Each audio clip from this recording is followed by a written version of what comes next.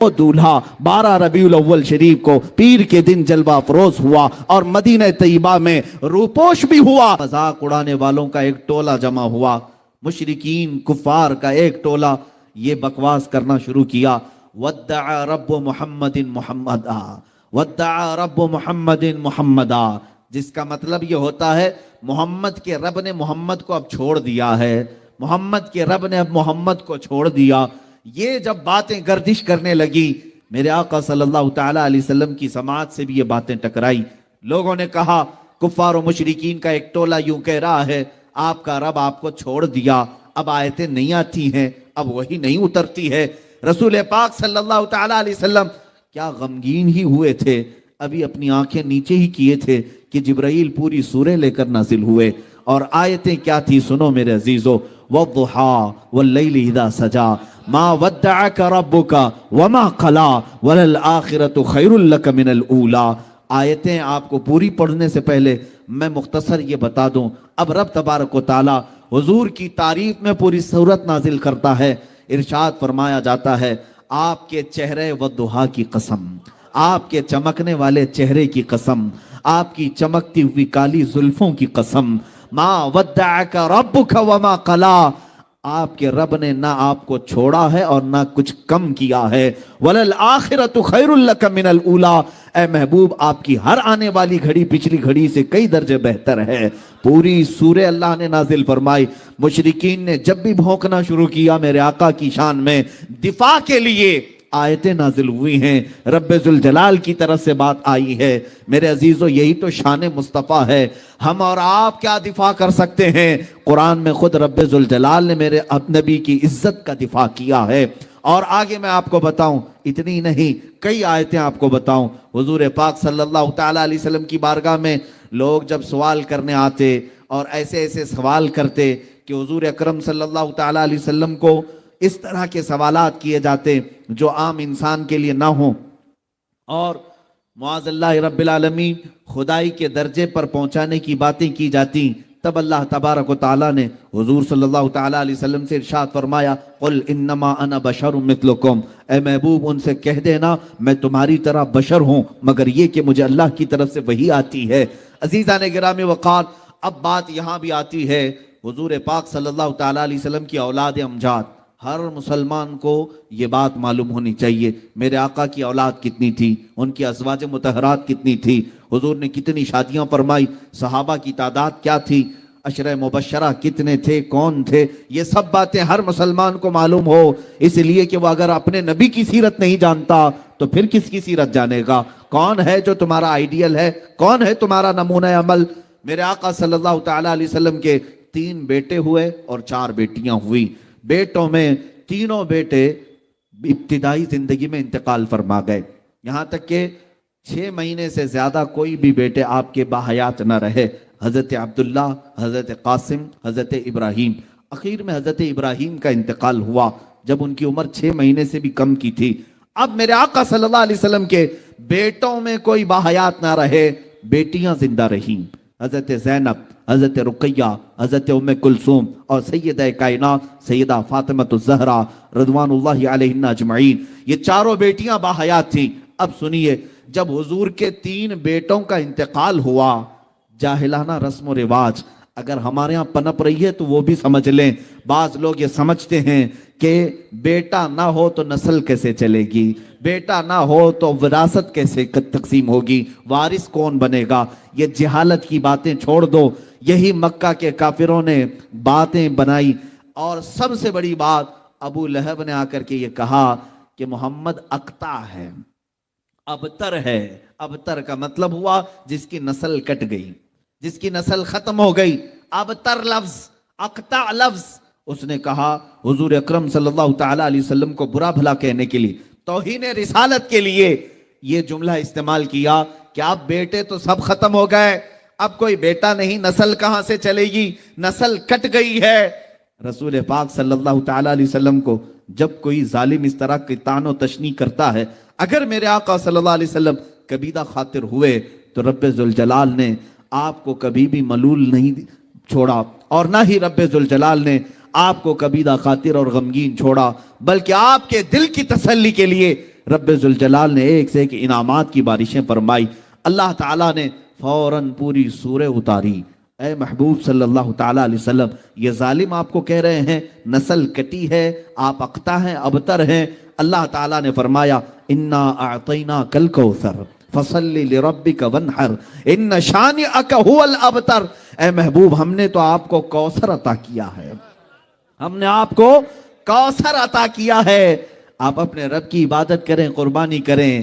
آپ کی نسل کٹی نہیں، آپ کے دشمن کی نسل کٹی ہوئی ہے. یہ رب ذوالجلال کی طرف سے اعلان ہوا ان شانئک، اے محبوب بے شک آپ کا دشمن کٹی ہوئی نسل کا ہے. پتہ یہ چلا گستاخان رسول کے خلاف جواب دینا اور انہیں بات کرنا یہ سنت الہیہ ہے، یہ رب ذوالجلال کا قانون ہے. اللہ نے جو فرما دیا وہ حق ہے. اب سنیے، میرے مصطفیٰ کریم صلی اللہ علیہ وسلم کو گالی دینے والا، گستاخی کرنے والا، جس نے کہا تھا نسل کٹی ہوئی، ڈھونڈ کر کے نکالو پوری دنیا بھر میں ابو لہب کی اولاد کہاں ہے، ابو لہب کے بیٹے کہاں رہتے ہیں، اس کی وراثت کن میں تقسیم ہوئی. آپ ڈھونڈ کر کے نکالیں گے، کہیں آپ کو پتہ نہیں چلے گا اس کی اولاد کیا، اس کے پوتے پوتے اور نواسوں تک بھی اولاد نسل نہیں چل سکی، اولاد ہی ختم ہو گئی اور اس کا نام و نشان بھی مٹ گیا.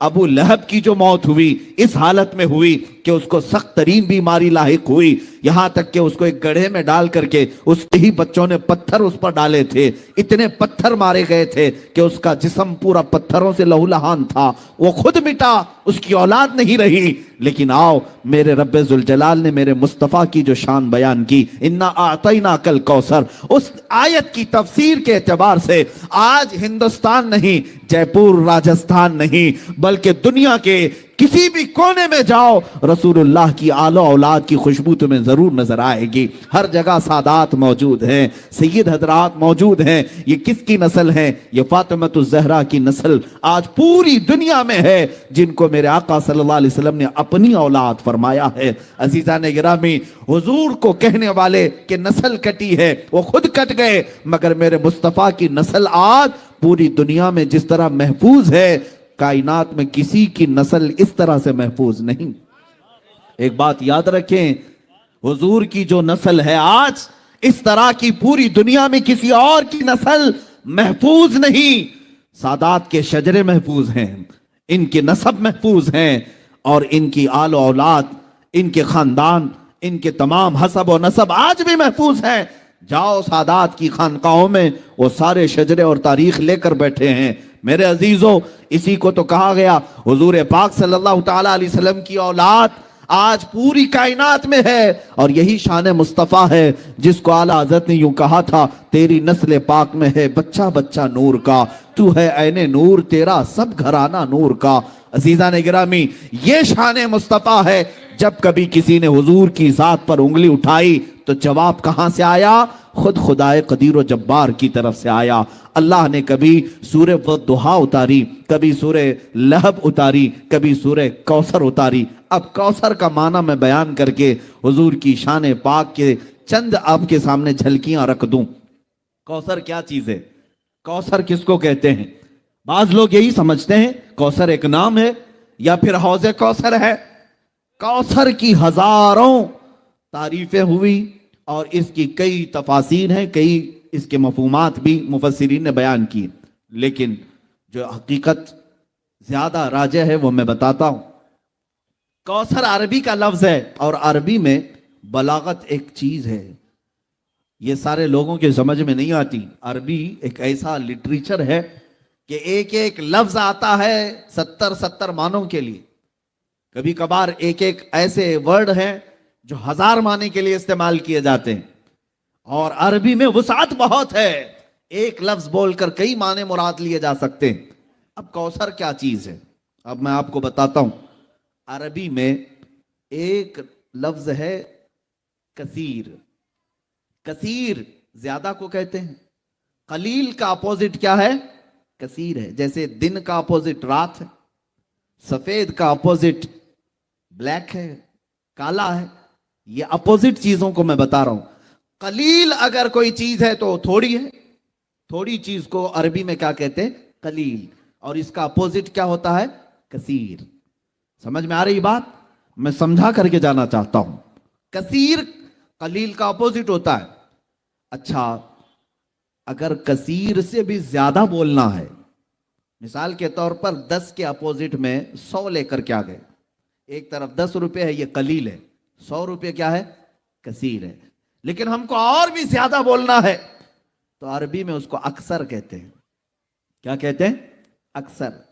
کثیر سے بھی زیادہ ہو تو اکثر ہے. اکثر کتنا ہوتا ہے اس کی لمٹ نہیں بیان کی گئی. وہ لاکھ بھی ہو سکتا ہے 10 کے مقابل میں، 10 روپے کے مقابل میں لاکھ بھی آ سکتا ہے، وہ اکثر ہو گیا.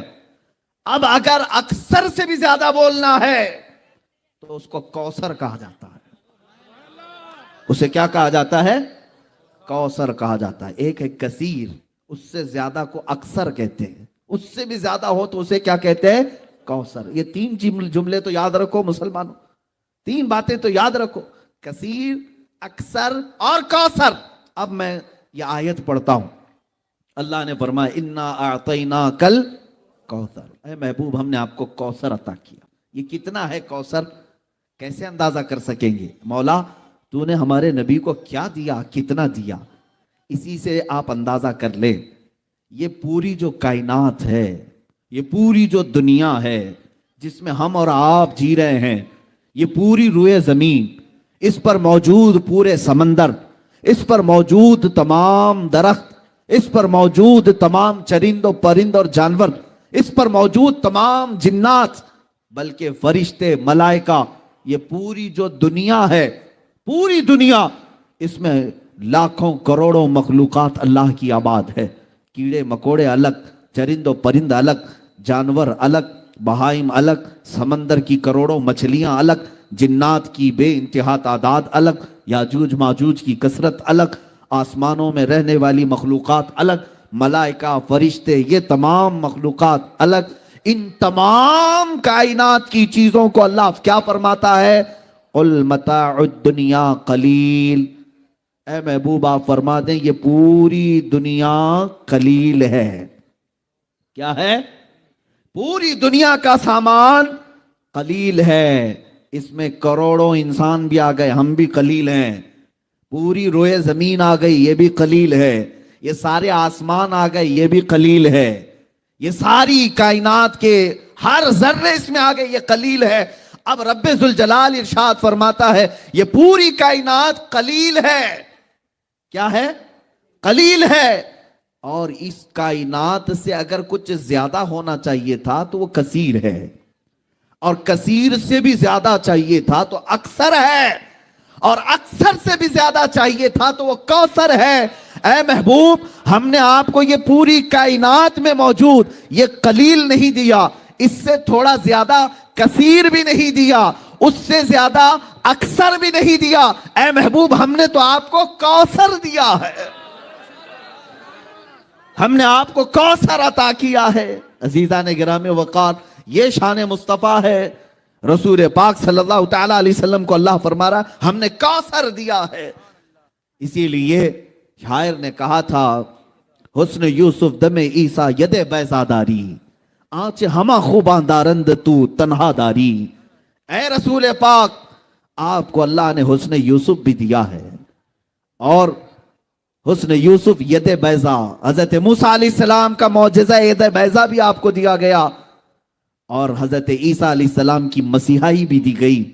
اور پھر اخیر میں شاعر کہتا ہے وہ تمام خوبیاں جو انبیاء رکھتے تھے یا رسول اللہ وہ تنہا آپ کی ذات میں اللہ نے عطا کی. اور اسی کو اعلیٰ حضرت فرماتے ہیں ذات ہوئی انتخاب وصف ہوئے لاجواب، ذات ہوئی انتخاب وصف ہوئے لاجواب، نام ہوا مصطفیٰ تم پہ کروڑوں درود.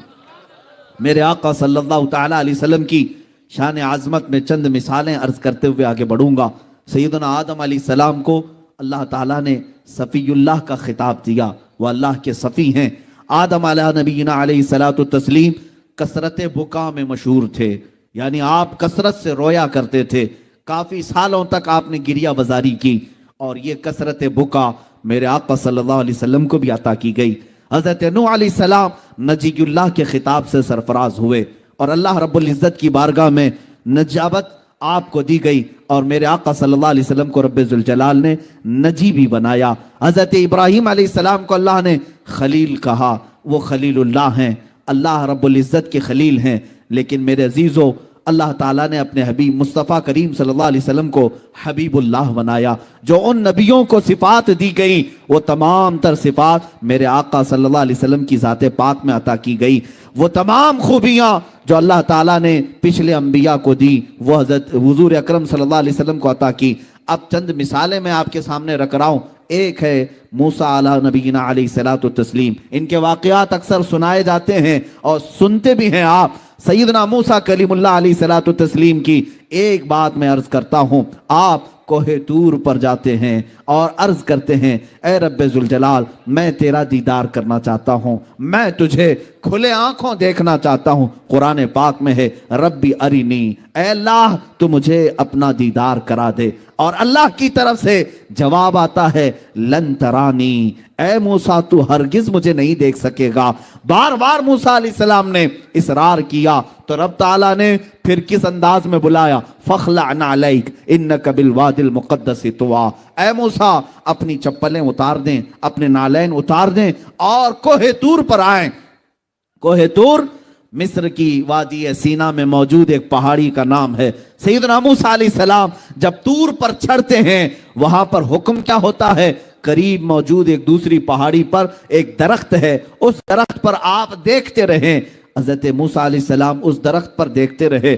رب تعالیٰ نے اپنی ذات مبارکہ کی تجلیات میں سے سوئی کے ناکے سے بھی کم ہلکی تجلی اس درخت پر نازل فرمائی، اور روایات یہ بتاتی ہیں فلما تجلی ربہ، اللہ تعالیٰ نے جب اس پہاڑ پر اپنی تجلی کا اظہار فرمایا، حضرت موسیٰ علیہ السلام غش کھا کر کے گر گئے۔ سیدنا موسیٰ علیہ السلام غش کھا کر کے گر گئے اور پورا پہاڑ جل کر کے راکھ ہوا۔ آج بھی وہ پہاڑ جلا ہوا موجود ہے، ہم نے دیکھا ہے، اور اس درخت کا سایہ ہر پتھر پر پڑ گیا۔ پتھر کو 100 ٹکڑے کریں تب بھی اس درخت کا سایہ اس پتھر پر آج بھی نظر آتا ہے۔ یہ تھا سوئی کے ناکے کے برابر ہلکی تجلی جو رب ذوالجلال نے کوہ طور پر نازل فرمائی۔ ایک طرف موسیٰ علیہ السلام کو بلایا گیا، آپ نالین اتار کر کے آئیں، اور پھر بہت ہلکی تجلی دکھائی گئی۔ اتنا ہی دیکھا اور حضرت موسیٰ علیہ السلام کھلے آنکھوں سے نہیں دیکھے، ابھی پلک جھپکتے ہوئے ہی آپ نے دیکھا تھا، اور حالت یہ ہو گئی۔ اب سنیے، واپس موسیٰ علیہ السلام روئے زمین پر تشریف لاتے ہیں۔ جب آپ اپنی قوم کے پاس آتے ہیں، فرمایا گیا اگر کوئی آنکھوں میں آنکھیں ڈال کر موسیٰ علیہ السلام کو دیکھ لیتا تو اس کی آنکھیں چلی جاتی تھی۔ آنکھوں میں اتنا نور تھا، اتنا جلال تھا، اور فرماتے ہیں موسیٰ علیہ السلام کی نگاہوں کی تاثیر اور دور بینی کا عالم یہ تھا کہ نہایت ہی سخت ترین رات، کالے اندھیرے کے اندر حضرت موسیٰ علیہ السلام 3 میل دور، یعنی تقریباً 4.5 کلومیٹر دور، اگر رات کے وقت کسی کالے پتھر پر کالی چیونٹی رینگ رہی ہو، موسیٰ علیہ السلام اسے آسانی سے دیکھ لیا کرتے تھے۔ سیدنا موسیٰ علیہ السلام 3 میل دور رات کے وقت پتھر پر رینگنے والی کالی چونٹی کو دیکھ لیا کرتے تھے۔ یہ کس بات کا کمال تھا؟ کوہ طور پر جو ہلکی سی تجلی آپ نے دیکھی تھی، یہ شان موسیٰ ہے۔ اب آؤ 26 رجب کی وہ تاریخ یاد کرو جب شب معراج ہوتی ہے، میرے آقا صلی اللہ تعالیٰ علیہ وسلم کو آسمانوں پر بلایا جاتا ہے۔ کس شان سے جبرائیل کو اتارا گیا اور حکم دیا گیا اے جبرائیل جاؤ اپنی پیشانی کو مصطفیٰ کے تلووں سے لگاؤ، اور ان کی پیشانی کی ٹھنڈک پا کر میرے آقا صلی اللہ علیہ وسلم بیدار ہوئے، اور پھر کہا گیا یا رسول اللہ آسمانوں پر آپ کو بلایا جا رہا ہے، اور رب ذوالجلال آپ کو اپنے قرب کی منزلیں عطا کرتا ہے۔ حضرت جبرائیل کے ساتھ میرے مصطفیٰ کی شان سے گئے، اس طرح سے نہیں کہ آپ کو چپل اتارنے کا حکم آیا ہو، آپ سے کہا گیا ہو کہ نالین اتاریں، بلکہ یوں حکم ہوا کہ آپ کے لیے براق سواری بھی بھیجی گئی اور پھر اس پر بٹھایا بھی گیا، اور مصطفیٰ کریم صلی सल्लल्लाहु अलैहि वसल्लम को हरम काबा में पहले ले जाया गया, जमजम से आपके सीने मुबारका को धोया गया, उसके बाद बैतुल मुकद्दस की सरजमीन पर लाया गया। मेरे आका सल्लल्लाहु अलैहि वसल्लम वहां मौजूद थे। तो जिस वक्त मेरे आका तशरीफ लाए 1,24,000 कम व बेश अंबिया वहां सफों में मौजूद थे। सबने मेरे आका का इस्तकबाल किया। रसूल पाक सल्लल्लाहु तआला अलैहि वसल्लम सीधे मुसल्ले इमामत पर तशरीफ ले गए और अंबिया इकराम को नमाज पढ़ाई, इमामत फरमाई। वो जो नमाज थी वो अल्लाह बेहतर जाने। मेरे अजीजों, नमाज के बाद हर नबी ने आपकी शान में कसीदा पढ़ा, मेरे आका की तारीफ बयान की और यहाँ होने के बाद आसमानों का सफर किया, 7वां आसमान देखे, सिदरतुल मुंतहा पहुंचे, अर्शो कुर्सी लौह कलम जन्नत और दोज़ख सबके नजारे किए। और उसके बाद वो मकाम भी आया जहां जिब्राइल भी आगे जाने से मना करने लगे, अब मेरा मकाम नहीं है, आप जाएं मेरे मुस्तफा। मेरे आका सल्लल्लाहु अलैहि वसल्लम ला मकान का भी सफर तय करते हुए रब्बे जुल जलाल की बारगाह में इतना करीब हुए कि कुरान कहता है फकान क़ाब क़ौसैन औ अदना, 2 तीरों से भी कम का फासला रह गया था, 2 हाथ से भी कम का फासला रह गया था रब्बे जुल जलाल की बारगाह में। मेरे आका सल्लल्लाहु अलैहि वसल्लम जब तशरीफ ले गए, पूछो रसूल पाक ने किस शान से देखा, अपने माथे की आंखों से रसूल पाक को रसूल पाक सल्लल्लाहु अलैहि वसल्लम ने नारे तकबीर, मेरे आका सल्लल्लाहु तआला अलैहि वसल्लम ने रब्बे जुल जलाल की बारगाह को हाजिरी दी और ज़ात इलाही को देखा।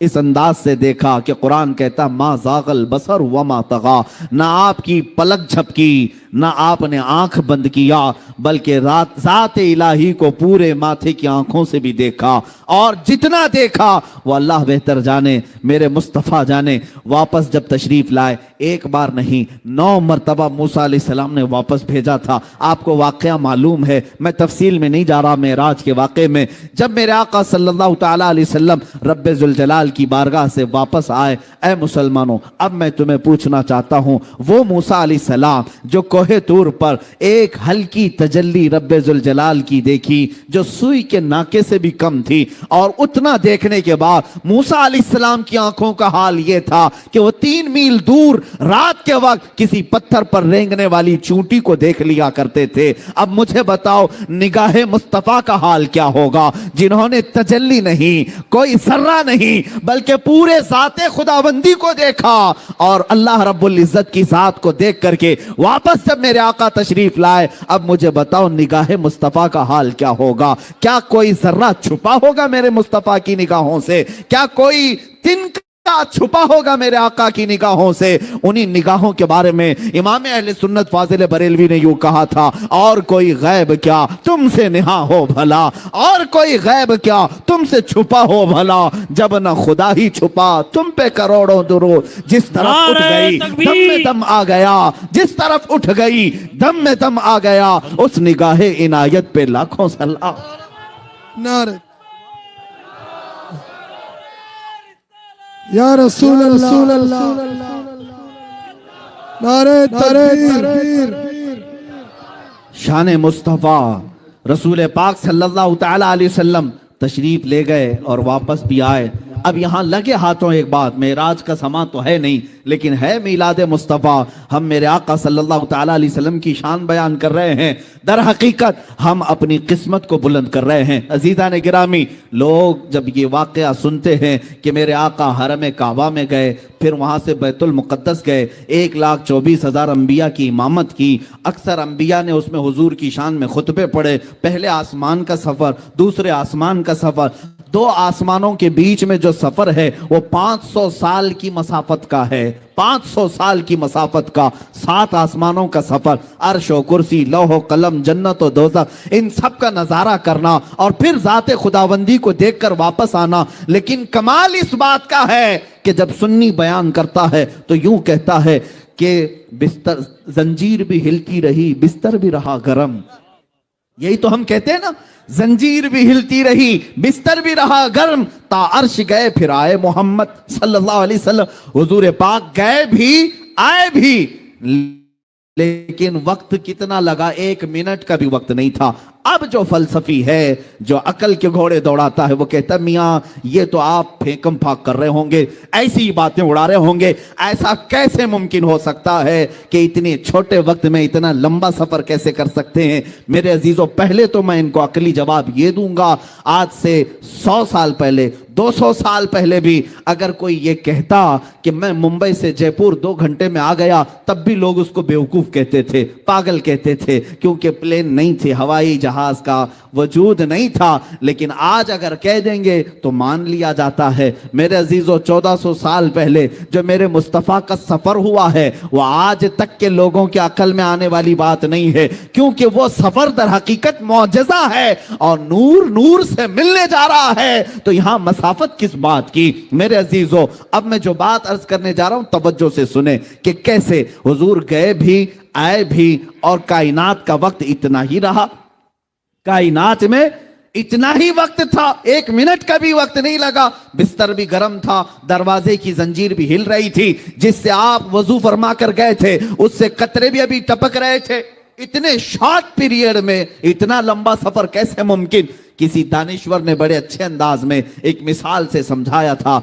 आपको मैं भी बता देता हूं, अगर आपके हाथ में कोई वॉल क्लॉक हो, घड़ी हो, आप देखें घड़ी 2 सुइयों से चलती रहती है, कभी उसमें 1 बजे, कभी 2 बजे, कभी 3 बजे। आप एक काम करना, जब घड़ी में 12 बज जाएं तो उसको उठा लेना दीवार से और उसके पीछे से उसके सेल निकाल दें, उसकी बैटरी निकाल दें, थोड़ी देर के लिए अपने पास रखें। घंटा भर, 2 घंटे भर, 3 घंटे भर, 4 घंटे भर, 6 घंटे तक आप उस सेल को, बैटरी को अपने पास रखना।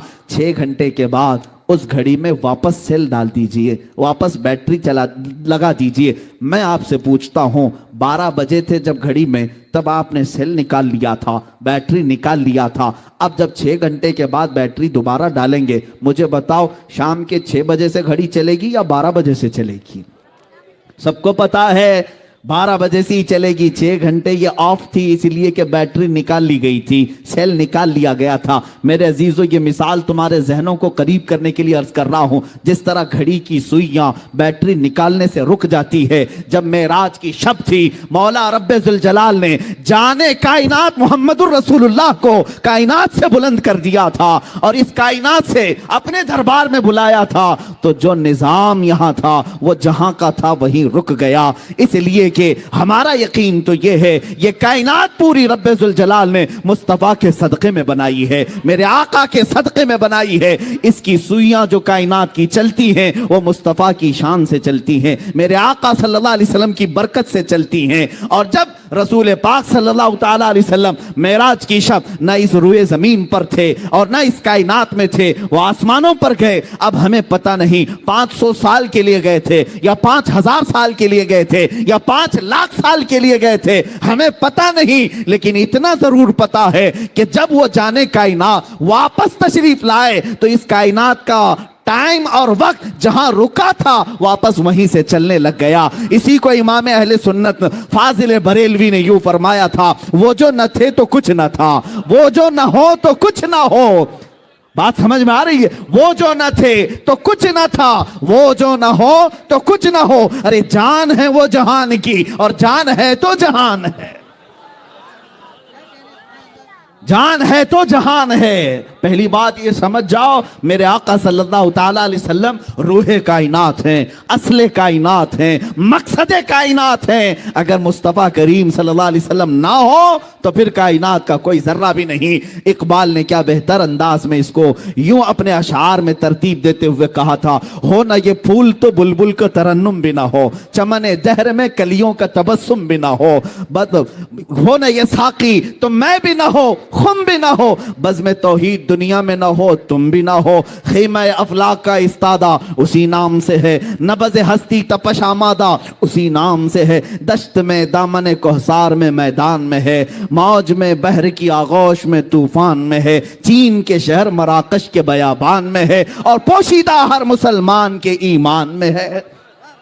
वो मेरे मुस्तफा का नाम ही तो है जो इस कायनात को चला रहा है। इसीलिए आला हज़रत ने भी फरमाया है खलीलुल्लाह को हाजत रसूलुल्लाह की। हम आगे कहते हैं सफीउल्लाह को हाजत रसूलुल्लाह की, है नजीयुल्लाह को हाजत रसूलुल्लाह की। एक बात याद रखना, ब मुस्तफा बरसा खैश के दी हमावोस, अगर बउन रसीदी तमाम बुलहबी, अपने आप को नबी के कदमों तक पहुंचा दे, इसी का नाम दीन है। और अगर वहां तक नहीं पहुंच सका तो पूरी जिंदगी अबू लहब की तरह है। हुजूर पाक असले कायनात, जाने कायनात, रूह कायनात। अब मेरे आका की एक शान और भी बयान कर दूं।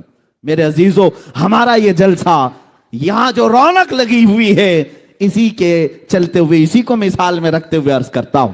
आप महसूस करते हैं कि यहां पर दुनिया का एक दस्तूर है। ये स्टेज आपने सजाया, सुबह से हो सकता है सजा रहे होंगे, वॉलेंटियर यहां पर तरतीब दे रहे होंगे, यहां पर बहुत सारे कारकुनान मेहनत कर रहे होंगे, फूल लगाए, स्टेज सजाए। और किसके लिए सजाए? एक मुकर्रिर आएगा, एक खतीब आएगा, ये उलमा आएंगे। इसीलिए चले मैं दूसरी मिसाल देता हूं। आपके यहाँ शादियां होती हैं, शादी में भी मंडप सजाया जाता है, या हॉल में होती है आपके यहाँ, हॉल में बहुत सारी चीजें सजाई जाती हैं, कुर्सी रखी गई, फूल लगाए गए, हर तरह से ज़ेबो ज़ीनत किया। किसके लिए? मियाँ दूल्हे के लिए ना। बाराती पहले आ जाते हैं कुछ इस्तकबाल करने के लिए, फिर दूल्हा आता है, कुर्सी पर बैठता है, निकाह हो गया और खाना खा लिया लोगों ने, और उसके बाद रुखसती हो गई। दूल्हा अगर चला गया तो मुझे अब जो बात कहनी है वो ये है, ए मुसलमानों, सच बताओ, दूल्हा चला जाए महफिल से तो क्या वो सजावट वैसी रहेगी? क्या वो हाल में ज़ेबो ज़ीनत वैसी रहेगी? सब निकाल दिया जाए। अरे शाम होने से पहले पहले हाल बेहाल भी होता है। बहुत सारी जगहों से सारी ज़ीनत और सारी ज़ेबो आराइश ख़त्म कर दी जाती। उनसे पूछे मियाँ क्यों नहीं रखते? कहा अब दूल्हा गया तो फिर अब ये सब चीज़ों की क्या ज़रूरत? ये दूल्हे के लिए सजाई गई थी। दूल्हा आया, निकाह भी हुआ और चला गया। अब हम ये सारी लाइटिंग निकाल देते हैं, फूल निकाल देते हैं, कुर्सी हटा देते हैं। ये दुनिया का दस्तूर है। दूल्हा आने से पहले सजाया गया और दूल्हे के जाने के बाद हटाया गया। यही चलता है। अब मैं आपको बताऊं, हदीस पाक की रोशनी के मुताबिक अल्लाह रब्बुल इज्जत ने इस पूरी कायनात में पहले जमीन को बिछाया, फिर आसमान का छत ताना और दरख्तों के कुमकुमे लगाए गए, सितारों से जगमगाया गया, चांद और सूरज को लाइटिंग में भेजा गया और 1,24,000 नबियों को बराती बनाकर भेजा गया। ये सारा निजाम मेरे मुस्तफ़ा की आमद के लिए हो रहा था। ये सारा निजाम रसूल पाक की आमद के लिए चल रहा था। इसीलिए तो हजरत इदरीस भी कहते हैं मैं असल नहीं, मेरे बाद एक नबी आने वाले। मूसा भी कहते हैं मैं असल नहीं, मेरे बाद एक नबी आने वाले। ईसा भी कहते हैं मैं असल नहीं, मेरे बाद नबी आने वाले हैं। सारे लोगों ने कहा कि मुस्तफ़ा आने वाले हैं। वो सब बराती के तौर पर हुजूर पाक की आमद का इंतजार करते हुए अंबिया आए। मेरे अजीजों, ये जमीन का फर्श और बिछोना, या आसमान का छत, और ये दरख्तों के कुमकुमे, ये समंदरों का लहलहाना, ये खूबसूरतियां, तारों का जगमगाना, चांद और सूरज का झिलमिलाना, ये सारी चीजें मेरे मुस्तफ़ा की आमद के लिए थी। अब बात मैं आपको बता रहा हूं, रब्बे जुल जलाल ने फरमाया लौला का लमा खलक़तु दुनिया वल अफ़लाक वल अर्दी। ऐ महबूब, अगर आपको पैदा करना ना होता, न मैं आसमानों को बनाता, न जमीनों को बनाता, और ना ही दुनिया को बनाता। ये सब चीजें ए रसूल आपके लिए बनाई गई। अब हम समझते हैं मेरे मुस्तफा के लिए बनाई गई। जमीन बिछाई गई, आसमान का छत ताना गया, ये सब सितारे झिलमिला रहे हैं। अब मैं ये कहना चाहता हूं, वो दूल्हा 12 रबीउल अव्वल शरीफ को पीर के दिन जलवा अफरोज हुआ और मदीना तैयबा में रूपोश भी हुआ। 63 साल की जिंदगी मुस्तफ़ा करीम सल्लल्लाहु अलैहि वसल्लम ने जाहिरी तौर पर तमाम इंसानों के सामने गुजारी। और उसके बाद जब मेरे आका तशरीफ ले गए, अब मैं ये कहना चाहता हूं मेरे अजीजों, दुनिया का तो दस्तूर ये है कि दूल्हा चला जाए तो कुर्सी हटा दी जाती है, दूल्हा चला जाए तो ज़ेबो ज़ीनत खत्म कर दी जाती है, और लाइटिंग हटा दी जाती है, फूल निकाल लिए जाते हैं। मैं ये पूछता हूं, अगर मुस्तफ़ा करीम सल्लल्लाहु अलैहि वसल्लम की आमद के लिए कायनात सजाई गई थी, जमीन और आसमान सजाए गए थे, सितारे और चांद और सूरज बिछाए गए थे, तो अब मैं ये पूछता हूं, मुस्तफ़ा अगर चले गए तो ये सब चीजें अभी बाकी क्यों है? ये जमीन अभी क्यों है? ये आसमान क्यों है? ये तारे अभी क्यों चमक रहे हैं? ये चांद क्यों झिलमिला रहा है?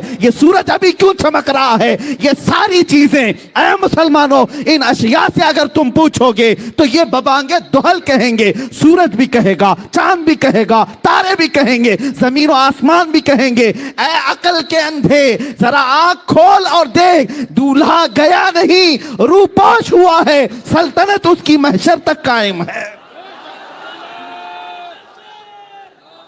वो दूल्हा सिर्फ रूपोश हुआ है, यही तो सुन्नियों का अकीदा है। तू जिंदा है वल्लाह, तू जिंदा है वल्लाह, मेरी चश्मे आलम से छुप जाने वाले, चमक तुझसे पाते हैं सब पाने वाले। या रसूल अल्लाह, मेरा दिल भी चमका दे चमकाने वाले। अज़ीज़ान गिरामी, ये है शान मुस्तफ़ा। आप, ये हमारा मुस्कुराना, ये हमारा चहचहाना, ये सब मुस्तफ़ा की बदौलत है, उन्हीं की बरकत है। ये ज़मीन जो बाकी है मेरे मुस्तफ़ा के नाम से बाकी है। और दूसरी बात ये भी मैं बता दूं, बाज़ लोगों को दलील के तौर पर नहीं बल्कि उनको समझाने के लिए, बादशाह हुजूर सल्लल्लाहु ताला अलैहि वसल्लम को हम बादशाह आज़म कहते हैं। आज भी अगर हमारे दिलों पर किसी की हुकूमत है तो वो सिर्फ सल्तनत मुस्तफ़ा है। मेरे आका सल्लल्लाहु ताला अलैहि वसल्लम को, हाँ एक बात ये भी, किसी ने, हुजूर मुफ्ती आज़म हिंद रदी अल्लाह ताला अन्हु मिंबर पर बैठे हुए थे, तकरीर के दौरान कहा कि मौजूदा सरकार ऐसी है, मौजूदा सरकार, गवर्नमेंट को सरकार कहते हैं, आपने बरजस्ता कहा सरकार का लफ्ज इस्तेमाल ना करें, यह गवर्नमेंट हो सकती है, सरकार सिर्फ मदीने वाले ताजदार का नाम है। मेरे आका सल्लल्लाहु ताला अलैहि वसल्लम को हम सरकार का लफ्ज इस्तेमाल करते हैं। अजीजान गिरामी, जुमले बदलो, और आज भी अगर हुकूमत हमारे सीनों पर किसी की है, वो मेरे मुस्तफ़ा करीम सल्लल्लाहु अलैहि वसल्लम की। देखिए आप, 14 सदियां बीत गई, हमने हुजूर पाक सल्लल्लाहु ताला अलैहि वसल्लम का जमाना नहीं पाया और ना ही उनके जमाने में उनके दीदार से मुशर्रफ हुए, लेकिन 14 सदियां गुजरने के बाद भी आज भी बिहम्दिल्लाह हमारे घर के हर बच्चे में यह जज्बा मौजूद है। नाम लेकर के तो देखो, बच्चा गर्दन देने को तैयार है। ये मोहब्बत, ये इताअत किसके साथ हो सकती है? बादशाह के साथ हो सकती है, और वो भी ऐसा बादशाह जो सिर्फ सरों पर हुकूमत नहीं करता, दिलों पर हुकूमत करता है। और आला हज़रत ने यही तो कहा था, हुस्न यूसुफ पे कटी मिस्र में अंगुश्त ज़ना, हुस्न यूसुफ पे कटी मिस्र में अंगुश्त ज़ना, सर कटाते हैं तेरे नाम पे मर्दाने अरब। और अदीब लायलपुरी कहता है, शायर हैं, यूं कहते हैं, एक शहंशाह ने बख्शे हैं समरकंद बुखारा, किसी महबूब के रुखसार के तिल पर। एक बादशाह अपनी महबूबा के रुखसार पर तिल, उस पर समरकंद और बुखारा 2 शहर उसने बख्श दिए, इनाम में दे दिए।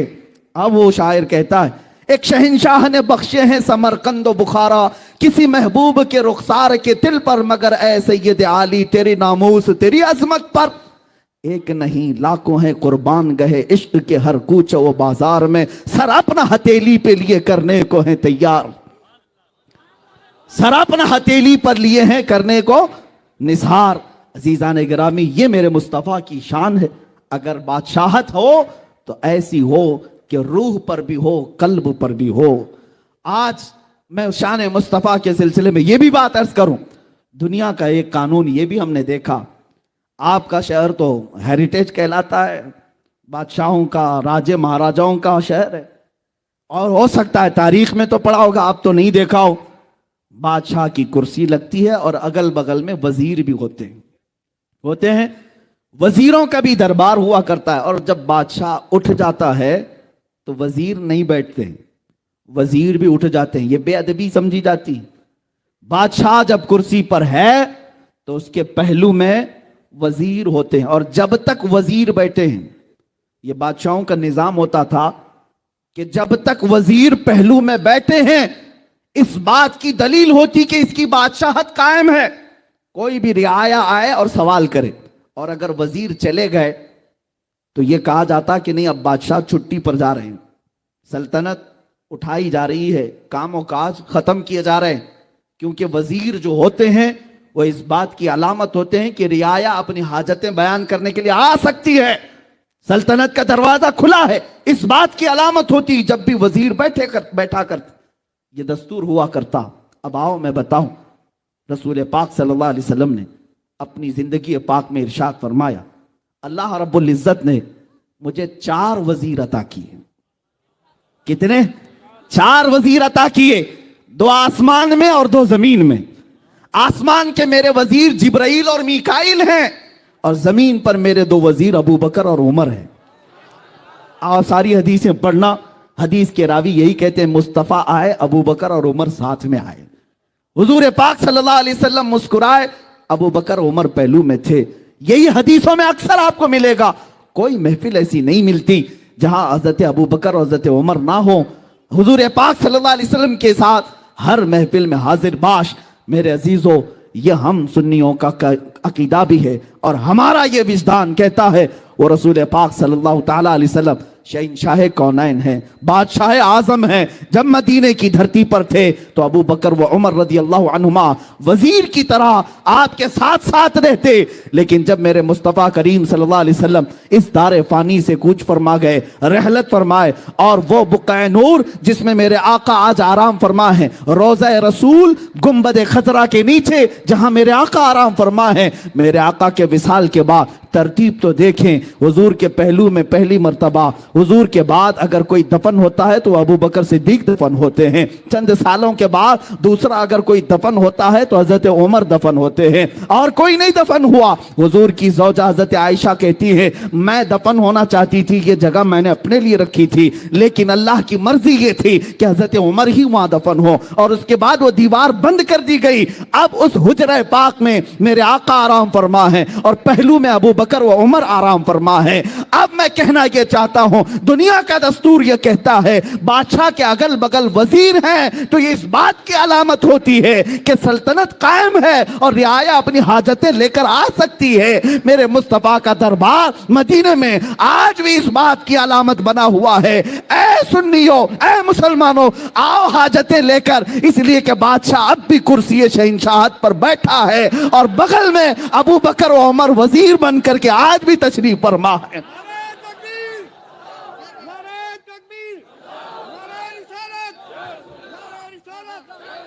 عزیزان مکرم, بادشاہت آج بھی قائم ہے اور وزیر اب بھی پہلو میں آرام فرما ہے. اتنا ہی نہیں, میرے آقا فرماتے ہیں جب سور پھونکا جائے گا قیامت کے دن اور سارے لوگ اپنی اپنی قبروں سے اٹھیں گے, حضور فرماتے سب سے پہلے جو اپنی قبر سے اٹھے گا وہ محمد الرسول اللہ صلی اللہ علیہ وسلم. حضور فرماتے میں اٹھوں گا, میرے بعد ابو بکر اور عمر اٹھیں گے, اور پھر حضور صلی اللہ علیہ وسلم محشر کا میدان بھی کس شان سے بیان کرتے ہیں.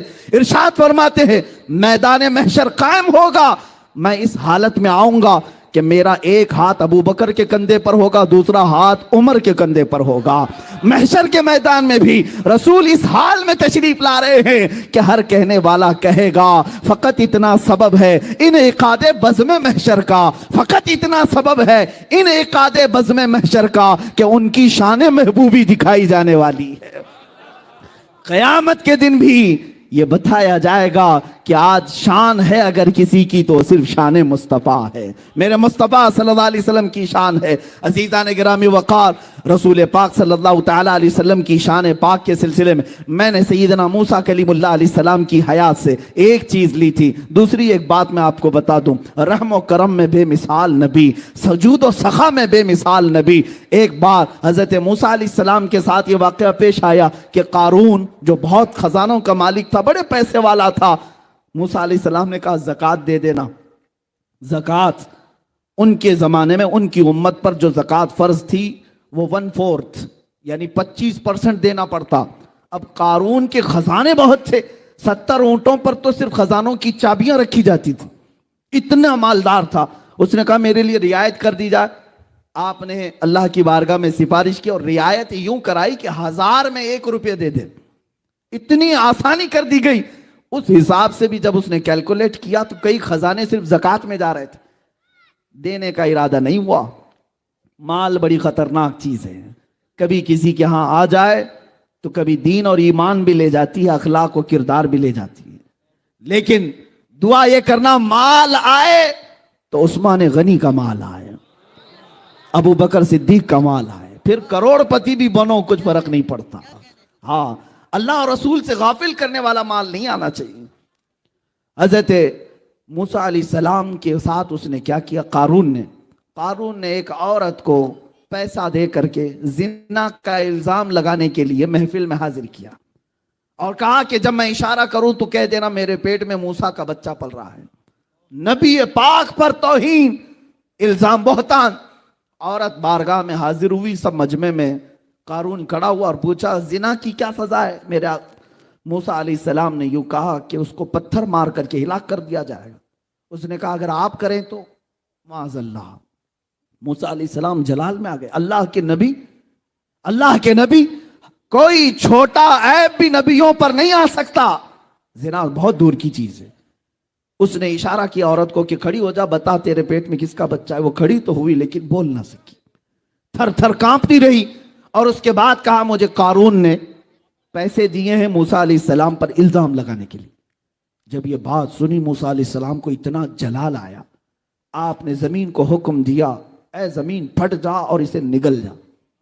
زمین پھٹ گئی, قارون زمین کے اندر دھنستا رہا. دھیرے دھیرے اس کے پیر گھس گئے, کمر تک آ گئی. اس وقت اس نے کہا موسیٰ تم مجھے زمین میں دھسا کر میرے خزانوں پر قبضہ کرنا چاہتے ہو؟ موسیٰ علیہ السلام نے رکوا دیا, پھر حکم دیا اے زمین اس کے سارے خزانوں کو نگل جا. زمین پھٹ گئی, سارے خزانے تہس نہس ہو گئے. آج مصر کی سرزمین پر فیوم ایک جگہ ہے, وہاں پر بحیرہ قارون ایک جگہ ہے جہاں پر یہ سارے خزانے دھسا دیے گئے. اب وہاں ریت کے علاوہ کچھ نہیں ملتا, ریت ہے یا پانی. اب قارون کو موسیٰ علیہ السلام نے دھسانے کا حکم دیا, زمین نگلتی چلی گئی, نگلتی. گردن تک آنے پر اس نے پکارا اے موسیٰ معاف کر دو, اے موسیٰ معاف کر دو.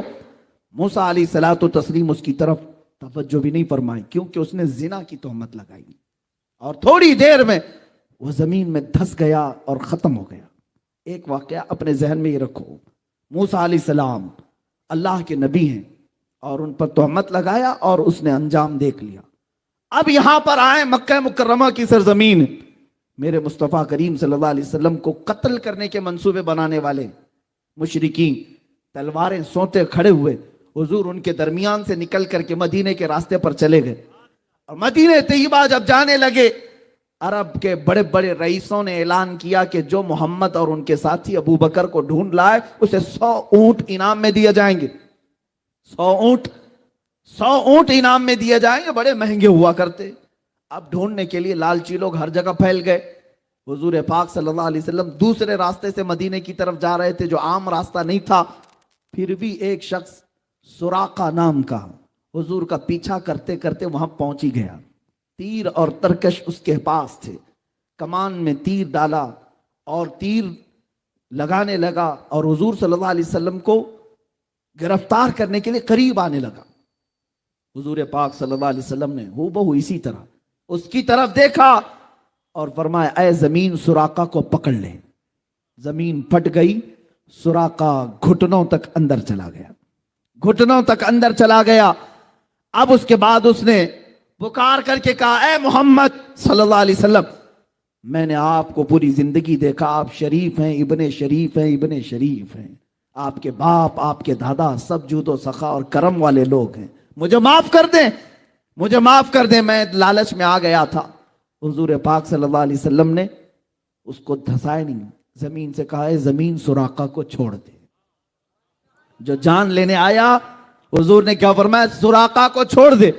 زمین ہٹ گئی اور سراقہ کے پیر نکل آئے.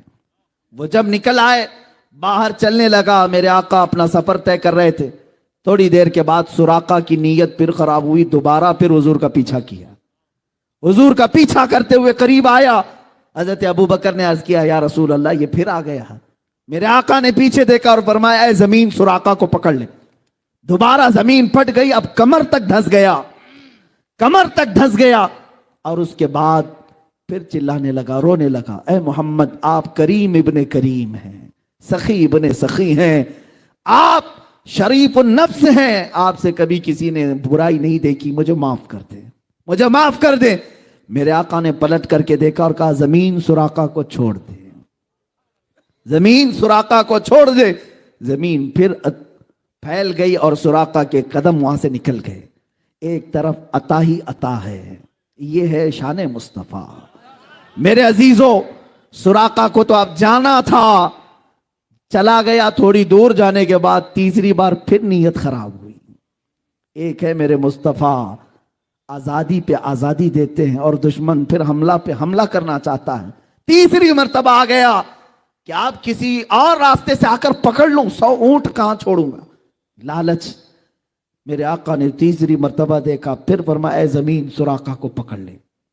जमीन फट गई, अब गर्दन तक चला गया। अब तीर और तरकश तोड़ दिया और कहा अब सच्ची तौबा करता हूं, अब तो मुझे माफ कर दो। अब सुनो मेरे अजीजों, मेरे आका ने अब क्या किया, अब क्या किया, आप सिर्फ छोड़ा नहीं बल्कि देखा और कहा सुराका तो पीछे से पीछे लगा हुआ है सिर्फ 100 ऊंट के लिए, 100 ऊंटों के इनाम के चक्कर में तू मुझे गिरफ्तार करने आया, लेकिन मैं तो देख रहा हूं तेरे हाथ में कैसर और किसरा बादशाह के कंगन आने वाले हैं। कैसर और किसरा बादशाह उस जमाने के सुपर पावर ताकतों का नाम था। जिस तरह आज अमेरिका और रशिया को कहते हैं या नहीं पता नहीं, लेकिन कहा जाता है उस जमाने में ईरान और रोम को सुपर पावर कैसर और किसरा कहा जाता था। और उन बादशाहों के यहां सोने के कंगन पहने जाते जो दुनिया के सबसे महंगे। और वो सुराका को मेरे आका फरमा रहे, मैं तेरे हाथों में कैसर और किसरा के कंगन देख रहा हूं। इतना सुनना था, उसने कहा अशहदु अल्ला इलाहा इल्लल्लाह व अशहदु अन्नका मुहम्मदन रसूलुल्लाह। वो कलमा तैयबा पढ़ा। अब वो जो गिरफ्तार करने आया था दामने इस्लाम में आ गया। मेरे आका सल्लल्लाहु ताला अलैहि वसल्लम की बारगाह में अपनी जान निछावर करने को तैयार। अब वो सहाबी रसूल हैं, उनकी बारगाह में हम एक जुमला भी नहीं कह सकते। अजीज़ान गिरामी, यही शान मुस्तफ़ा मुझे अर्ज करनी है।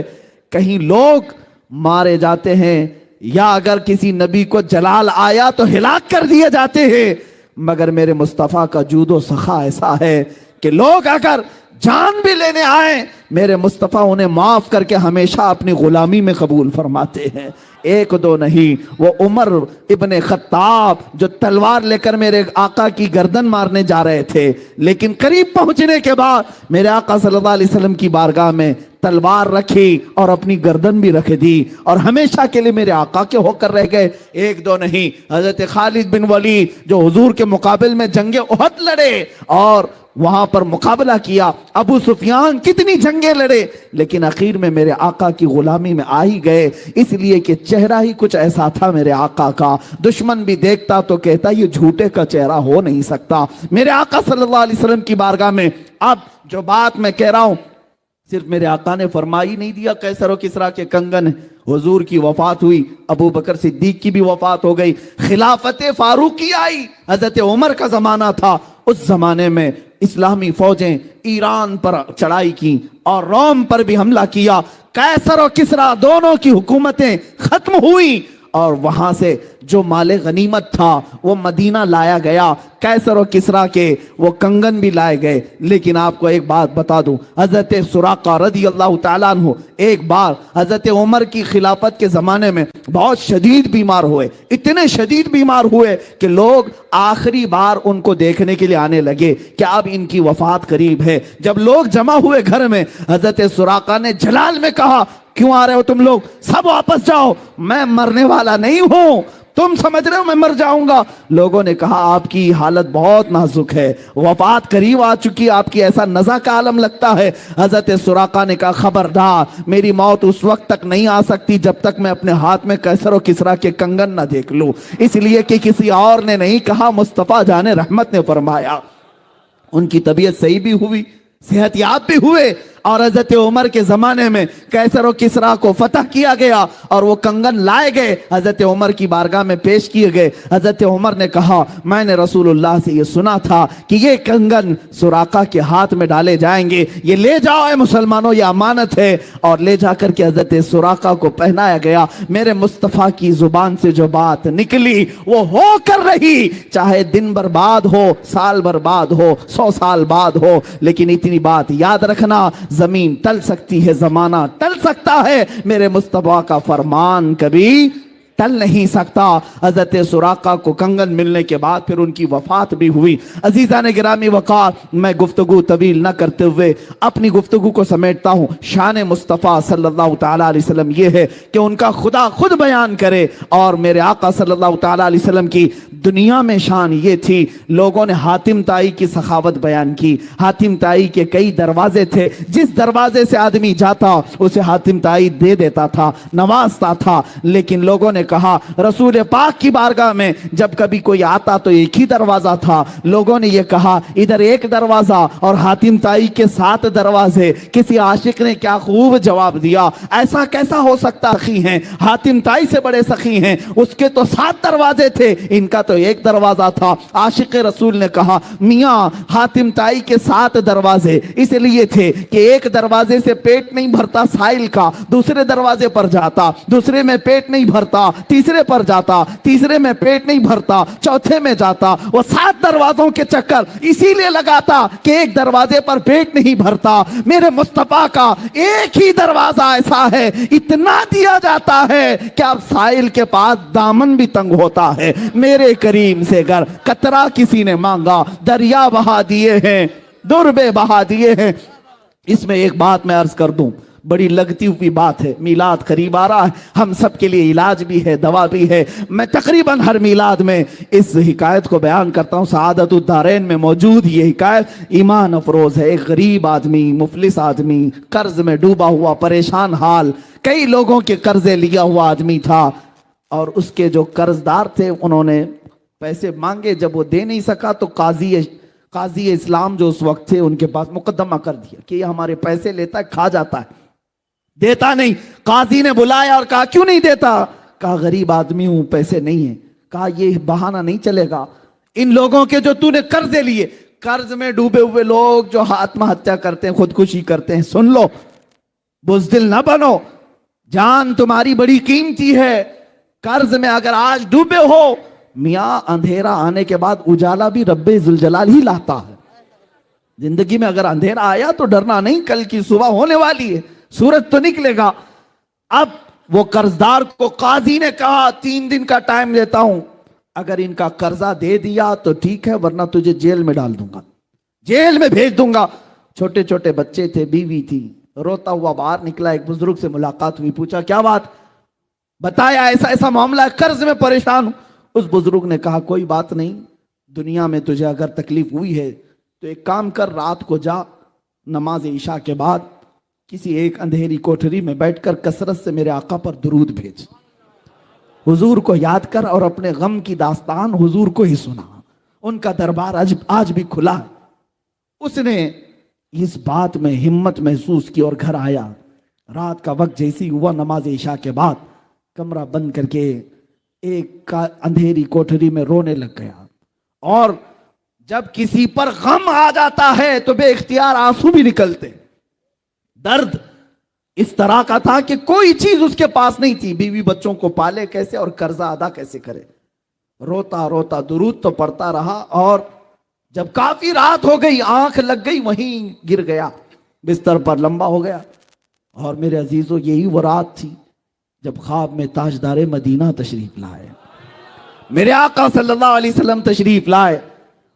اللہ اللہ، وہ آفتاب رسالت، چمکتا ہوا چہرہ، گلاب کی پنکھڑیوں والے لب، جب میرے آقا تشریف لائے یہ کھل گیا، اور خواب میں ہی میرے آقا کے قدموں میں گرا۔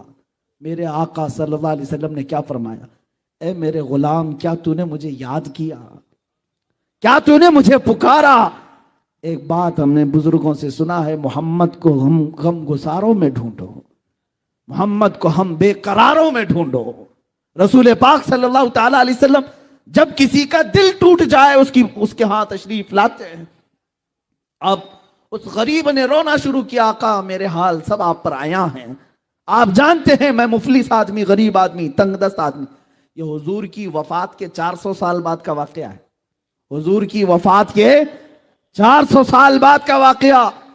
رونے لگا, کہا کہ میں قرض سے پریشان ہوں, قاضی نے مجھے کورٹ میں بلا کر کے کہا 3 دن میں اگر قرضہ نہیں دے گا تو جیل میں ڈال دوں گا, میرے بچوں کا کیا ہوگا, میری بیوی کا کیا ہوگا. رسول پاک صلی اللہ تعالی علیہ وسلم صاحب عطا ہیں, وہ کسی کو مایوس نہیں کرتے. ارشاد فرمایا ایک کام کر, کل صبح اٹھنے کے بعد شہر میں چلے جانا, شہر میں بادشاہ کا ایک وزیر ہے, اس کا فلاں نام ہے, وہ میرا بڑا عاشق ہے, میرا بڑا عاشق ہے, اس کے پاس جا کر کے کہہ دینا کہ تجھے رسول اللہ نے بھیجا اور جتنے مال کی ضرورت ہے اس سے لے لینا. خواب میں میرے آقا نے فرمایا. اب اس غریب نے, اس مفلس آدمی نے یہ پوچھا, یا رسول اللہ بادشاہ کے وزیر کا دربار بڑا, لوگ بڑے آتے ہیں, اگر میں جاؤں, پہلی تو میری کوئی حیثیت نہیں, میں غریب فقیر آدمی, اور کہہ دوں کہ رسول اللہ نے بھیجا, وہ اگر پوچھے گا ثبوت تو میں کیا ثبوت دوں, کوئی پروف, کیا میں پروف دوں. سنیے میرے عزیزو, اللہ کے نبی نے فرمایا اگر وہ تجھ سے سوال کر لے تو اتنا کہہ دینا اس کے اور میرے بیچ میں ایک راز کی بات ہے جو کوئی نہیں جانتا. حضور نے راز کی بات بیان کی, جو وزیر ہے اس کا ایک راز ہے جو میں تجھے بتاتا ہوں, اس نے آج تک اپنی بیوی کو نہیں بتایا. وہ روزانہ رات کو سونے کے بعد سورج نکلنے سے پہلے تک 1000 بار مجھ پر درود بھیجتا ہے. ہر رات کو چھپ کر کے 1000 بار درود بھیجتا ہے. لیکن اس کے پاس جانا تو یہ کہنا کہ اے وزیر, کل کی رات تو نے درود پڑھنا بھول گیا اور سو گیا غفلت میں, کل کی رات تو نے درود نہیں پڑھا, جا کر کے اتنی بات کہہ دے. میرے آقا نے فرمایا اب یہ غریب آدمی وزیر کے دربار میں آیا, اور آنے کے بعد کہا کہ میں آپ سے اپنی حاجت لے کر کے آیا ہوں, مجھے رسول اللہ نے بھیجا ہے. وزیر نے کہا کہ میاں آج لوگ بڑی بات کرنے لگ گئے, مانگنا بھی ہے تو صحیح سے نہیں مانگتے, ایسی بات کرتے ہیں, حضور نے بھیجا, کیسے تو کہتا ہے. اس فقیر نے کہا, بڑے اس کو یقین تھا, اس نے کہا ہاں مجھے نبی اکرم صلی اللہ علیہ وسلم نے یہ بھی بتایا, روزانہ سورج نکلنے سے پہلے تو 1000 بار درود پڑھتا ہے, اور کل کی رات بھول گیا اور غفلت میں سو گیا. اتنا سنتے ہی وہ اپنی کرسی سے اچھل آیا اور کہا یہ بات میں نے اپنی بیوی کو تک نہیں بتائی, کسی کو نہیں معلوم, اور اگر تو جانتا ہے تو آج تو میں کامیاب ہو گیا, آج تو میں کامیاب ہو گیا. اب مجھے یقین ہوا کہ میرا درود حضور تک پہنچ بھی رہا تھا, میرے آقا سن بھی رہے تھے. اے آنے والے بتا تجھے کیا چاہیے. اس نے کہا میری یہ حاجت ہے. اس وزیر نے کہا ایک دو نہیں, میرا پورا خزانہ تیرے لیے ہے. آج تو نے جو بشارت لائی ہے, آج جو خوشخبری لائی ہے, وہ میری زندگی کی معراج ہے. جس مصطفیٰ کے لیے میں رات بھر بیٹھ کر کے درود پڑھتا تھا, ایک غریب نے میرے مصطفیٰ کی بشارت میرے گھر تک لائی ہے. عزیزان گرامی وقار, وہ خوش ہو کر بہت سارے مال سے اسے نوازا. سنو ابھی واقعہ ختم نہیں ہوا, اصل بات تو یہاں شروع ہوتی ہے. اب وہ لے کر کے آیا, 2 دن بھی نہیں گزرے تھے, قاضی اسلام کے پاس آیا اور قاضی صاحب سے کہا ان قرضداروں کو بلاؤ جو مجھے بار بار قرض کا تقاضا کرتے ہیں, مال کا تقاضا کرتے ہیں. انہیں بلایا گیا.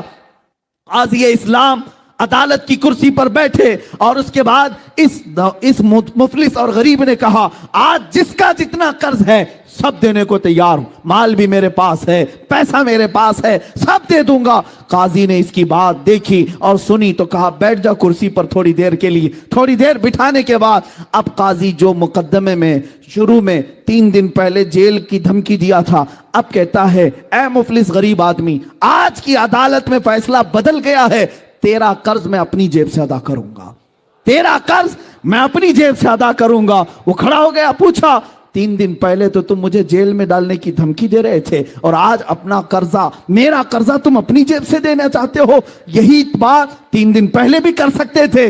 قاضی اسلام کھڑے ہو کر کے کہتے ہیں در حقیقت 3 دن پہلے میں تجھے جانتا پہچانتا نہیں تھا, جب یہاں سے تو چلا گیا, رات کو جب سویا میرا مقدر جگہ میرے آقا تشریف لائے، خواب میں میرے آقا تشریف لائے اور تیری طرف دکھا کر کے میرے آقا نے فرمایا اے قاضی اس کا فیصلہ نرم کر دے، یہ غریب میرا امتی ہے، یہ آج مفلس ہے، اس کے لیے نرمی کر، اگر تو اپنے مال سے قرض ادا کرے گا تو میں اللہ کی جنت میں تجھے محل عطا کروں گا۔ اے غریب، اے مفلس، میں یہ سودا تیرے ہاتھ نہیں بیچنا چاہتا، میں تیرا قرض خود اپنے ہاتھوں سے ادا کروں گا۔ اب قاضی اسلام بتاؤ، کسی کورٹ کا جج کھڑا ہو کر کے کسی مجرم کی طرف سے صفائی دے رہا ہو اور اپنا قرضہ بھی دے رہا ہو، ایسا سننے کو نہیں ملتا۔ جب قاضی اصرار کرنے لگا اور یہ مفلس آدمی، غریب آدمی خود دینے پر اصرار کرتا رہا، یہ دونوں کی تکرار چلتی رہی اور جو مجمع میں قرض دار بیٹھے ہوئے تھے سب اپنی کرسیوں سے کھڑے ہو گئے، کہا قاضی صاحب آپ بھی رہنے دیں، یہ بھی رہنے دیں، ہم نے اپنا قرضہ معاف کر دیا اور اب بھی اس کو اگر ضرورت ہے تو ہم زندگی بھر اس کو قرض دیتے رہیں گے، ہمیں معلوم نہیں تھا کہ میرے مصطفیٰ کی بارگاہ میں اس کا یہ مقام ہے۔ عزیزان گرامی، وہ عدالت کے اس جلسے سے نکلا شاداں و فرحاں ہو کر کے، خوشحال ہو کر کے، اسی واقعے کی طرف میں اشارہ کرتے ہوئے عرض کرتا ہوں، وہی تو دربار ہے، وہی تاجدار مدینہ ہے جن کی سخاوت کا عالم یہ ہے، میرے کریم سے گر قطرہ کسی نے مانگا دریا بہا دیے ہیں، دربے بہا دیے ہیں، واہ کیا جود و کرم ہے، شہ بتا تیرا نہیں سنتا ہی نہیں مانگنے والا تیرا۔ اے مسلمانوں، میلاد مصطفیٰ آ رہی ہے، اپنے غموں کی داستان اگر کسی کو سنانا ہے تو اپنے آقا و مولا تاجدار مدینہ کو سنایا کرو، حضور کی بارگاہ میں پیش کیا کرو، یا رسول اللہ آپ کی غریب امت آج ان پر ظالم اگر سوار ہیں تو ان کا ظلم آپ کی دعا سے ٹل سکتا ہے، میرے آقا اگر رحم فرمائے اللہ کی بارگاہ میں سفارش کریں، یقیناً یہ حالات جو ابتر ہیں وہ بہتر ہو سکتے ہیں۔ عزیزان گرامی، کون دیتا ہے دینے کو منہ چاہیے، دینے والا ہے سچا ہمارا نبی، سب سے اعلیٰ وہ اولا ہمارا نبی، سب سے بالا وہ والا ہمارا نبی، بجھ گئی جس کے آگے سبھی مشعلیں، شمع وہ لے کر آیا ہمارا نبی، سب چمک والے اجلوں میں چمکا کیے، اندھے شیشوں میں چمکا ہمارا نبی۔ یہ شان مصطفیٰ ہے۔ عزیزان گرامی وقار، یہ کائنات میں مسلمانوں کے لیے آج بھی وہ دروازہ کھلا ہے، ہم کیوں در بدر کی ٹھوکریں کھائیں، ادھر ادھر جائیں اور اپنے غموں کی داستان کبھی اس کو سنایا، کبھی اس مالدار کو سنایا اور ذلیل و خوار ہو کر کے نکلتے رہے۔ ایک دربار میرے آقا کا ایسا ہے جہاں چور بھی چھپتا ہے، میرے آقا اس پر دامن رحمت ڈھال دیتے ہیں۔ ڈھونڈا ہی کرے صدر قیامت کے سپاہی، وہ کس کو ملے جو تیرے دامن میں چھپا ہو، آتا ہے فقیروں پہ انہیں پیار کچھ ایسا، خود بھیک دیں اور خود کہیں منگتے کا بھلا ہو۔ عزیزان گرامی وقار، رسول پاک صلی اللہ تعالیٰ علیہ وسلم کی یہ شان پاک کبھی ختم نہیں ہوگی، بیان نامکمل ہی رہے گا، اس لیے کہ جن سب کے قلم ٹوٹ گئے اور یہاں پر صفحے اس کے صفحے سیاہ ہو گئے مگر شان رسالت بیان نہ ہو سکی۔ آپ کو میں شعرائے بارگاہ رسالت کی بات عرض کروں، میرے آقا کی شان میں کبھی حسان بن ثابت یوں کہتے تھے، وَأَحْسَنُ مِنْكَ لَمْ تَرَ قَطُّ عَيْنِي وَأَجْمَلُ مِنْكَ لَمْ تَلِدِ النِّسَاءُ، آپ سے زیادہ حسین یا رسول اللہ میری آنکھ نے دیکھا ہی نہیں۔ یہ صحابی رسول کہہ رہے ہیں، کوئی صرف بریلی والا نہیں، صحابی رسول کہہ رہے ہیں آپ سے زیادہ حسین میری آنکھ نے دیکھا نہیں یا رسول اللہ، حقیقت تو یہ ہے آپ سے زیادہ خوبصورت کسی ماں نے آج تک جنا ہی نہیں، یہ حسان بن ثابت کہہ رہے تھے۔ اور امام شرف الدین بوسیری اسکندریہ کی سرزمین سے یوں کہتے ہیں، هو الحبیب الذی ترجا شفاعته لکل حول من الاحوال مقتحم، یا رب بالمصطفیٰ بلغ مقاصدنا واغفر لنا ما مضى یا واسع الکرم۔ کبھی کسی شیرازی نے ایران کی سرزمین سے پکارا، لا يمكن الثناء كما كان حقه بعد خدا بزرگ توئی قصہ مختصر، اور سعدی شیرازی نے کہا، بلغ العلا بکمالہ کشف الدجا بجمالہ حسنت جمیع خصالہ صلو علیہ وآلہ۔ اور فارسی کے مشہور شاعر عاشق رسول علامہ جامی کہتے ہیں، تنم فرسودہ جاں پارا ز ہجراں یا رسول اللہ، तनम फरसूदा जा पारा जे हिजरा या रसूल अल्लाह दिलम पज मुर्दा आवारा जे इसिया या रसूल अल्लाह चुबाजुए शफाअत रा कुशाई बरगुनहगारा मकुन महरूम जामीरा दरा आ या रसूल अल्लाह। शायरों ने अपनी अपनी बिसात के मुताबिक अर्ज किया। अब आओ वो शायर मशरिक कलंदर लाहौरी भी जब पुकारता है इकबाल अपनी जुबान में यूं कहता है बारगाह मुस्तफ़ा की शान बयान करते हुए मोहम्मद की मोहब्बत दीन हक की शर्त अव्वल है, इसी में हो अगर खामी तो सब कुछ नामुकम्मल है। कि मोहम्मद से वफा तूने तो हम तेरे हैं, ये जहां चीज है क्या लौहो कलम तेरे हैं। कुव्वत इश्क से हर पस्त को बाला कर दे, दहर में नामे मोहम्मद से उजाला कर दे। सारे शायर मुस्तफ़ा की बारगाह में अर्ज करते रहे। अब आओ शायरों का शायर, कलामों का कलाम, इमामों का इमाम, बरेली का ताजदार भी बारगाह मुस्तफ़ा में शान बयान करते हुए यूं कहता है जमीन और जमां तुम्हारे लिए, मकीनो मकां तुम्हारे लिए, चुनीनो चुना तुम्हारे लिए, बने दो जहां तुम्हारे लिए, दहन में जुबां तुम्हारे लिए, बदन में है जान तुम्हारे लिए। हम आए यहाँ तुम्हारे लिए, उठे भी वहां तुम्हारे लिए। जिना में चमन, चमन में समन, समन में फबन, फबन में दुल्हन, सजाए में ऐसे मिलन, ये अमनो अमा तुम्हारे लिए। इशारे से चांद चीर दिया, छुपे हुए खूर को फेर दिया, गए हुए दिन को असर किया, ये ताबो तमा तुम्हारे लिए। खलीलो नजी मसीहो सफी सभी से कहीं कहीं न बनी, ये बेखबरी की खल्क फिरी कहां से कहां तुम्हारे लिए। सबा वो चले के बाग फले, वो फूल खिले के दिन हो भले, सबा वो चले के बाग फले, वो फूल खिले के दिन हो भले। लिवा के तले सना में खुले रजा की जुबान तुम्हारे लिए, लिवा के तले सना में खुले या रसूल अल्लाह हम सब की जुबान तुम्हारे लिए।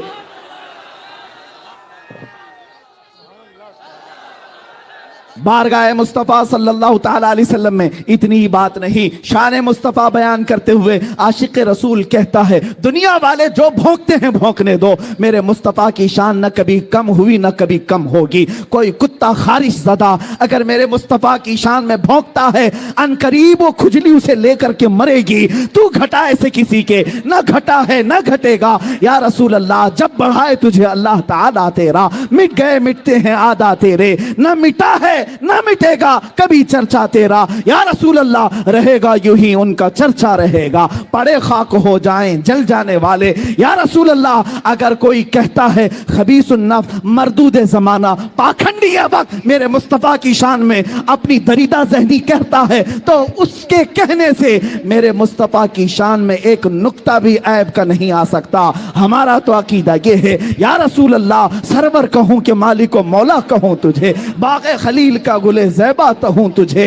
अल्लाह रे तेरे जिस्म मुनव्वर की ताबिशें, ऐ जाने जा मैं जाने तजल्ला कहूं तुझे। तेरे तो बस ऐबे तनाही से हैं बरी, हैरा हूं मेरे शाह मैं क्या क्या कहूं तुझे। लेकिन रज़ा ने खत्म सुखन इस पे कर दिया, खालिक का बंदा खल्क का आका कहूं तुझे। रुख दिन है या महरे समा, ये भी नहीं वो भी नहीं, शब जुल्फ है या मुश्के खता, ये भी नहीं वो भी नहीं। और मेरे मुस्तफ़ा करीम की बारगाह में बरेली का इमाम यूं कहता है हमारे गुनाह जब बढ़ गए तो हमारा शक होने लगा कि अब क्या होगा, तब क्या होगा। डर था कि इसियां की सजा अब होगी या रोज़े जजा, डर था कि गुनाहों की सजा अब होगी या रोज़े जजा। दी उनकी रहमत ने सदा, ये भी नहीं वो भी नहीं। ये शान मुस्तफ़ा है।